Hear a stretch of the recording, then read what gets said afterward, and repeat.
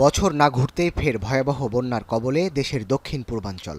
মৌসুমের সর্বোচ্চ বৃষ্টিপাতের রেকর্ড নিয়ে পানিতে ভাসছে ফেনী। সোমবার সকাল ৯টা থেকে ৪৮ ঘণ্টায় ৫৩৯ মিলিমিটার বৃষ্টির রেকর্ড করেছে আবহাওয়া অফিস।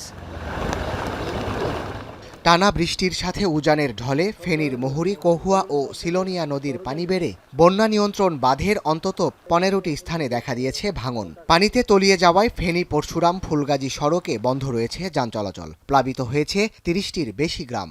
ভেসে গেছে পুকুরের মাছ, ক্ষেতের ফসল। পানি যাতায়াতের কোনো রাস্তা নাই কোনো, এখন আমরা বন্যার ভিতরে বাঁচতেছি। তারা তো লোক পরিবার পানি তোলে বাসি রয়েছে, কোনো দুর্গত এলাকা হিসাবে কোনো লোক দেখতেছে না। পানি উন্নয়ন বোর্ডে কোনো কাজে করে না। পানিয়ে সব বাড়িঘর ব্যাগ তলাই গেছে গই, পুকুর টুকুরের মাছ টাছ গেছে গই। বন্যার শেষ অবস্থা হলো এখনো ডেঞ্জার লেভেল থেকে ৬০ সেন্টিমিটার উপর দিয়ে প্রবাহিত হচ্ছে। পর্যন্ত প্রায় ১৫টার মতন ভাঙ্গা পর্যন্ত আমরা রেকর্ড করছি।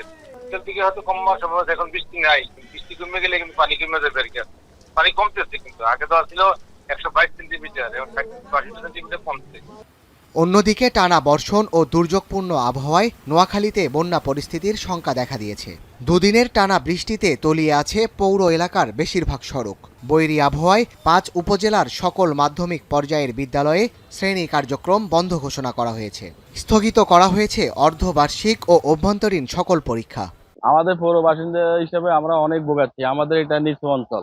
শহরে তো মোটামুটি আছে, গ্রাম সাইডের মানুষরা বেশি ভোগান্তিতে পড়তেছে। এছাড়া ভারী বর্ষণে পার্বত্য এলাকায় বিপর্যস্ত জনজীবন। সাঙ্গু ও মাতামুহুরী নদীর পানি বাড়ায় বন্যার আতঙ্কে বান্দরবানের নিম্নাঞ্চল ও নদীপাড়ের বাসিন্দারা। এর মধ্যে চট্টগ্রামের ফৌজদারহাট, বায়েজিদ লিংক রোড সহ বিভিন্ন সড়কে স্বল্প পরিসরে পাহাড় ধস দেখা দিয়েছে। বড় ধরনের শঙ্কায় রয়েছে ঝুঁকিপূর্ণ বসতিগুলো।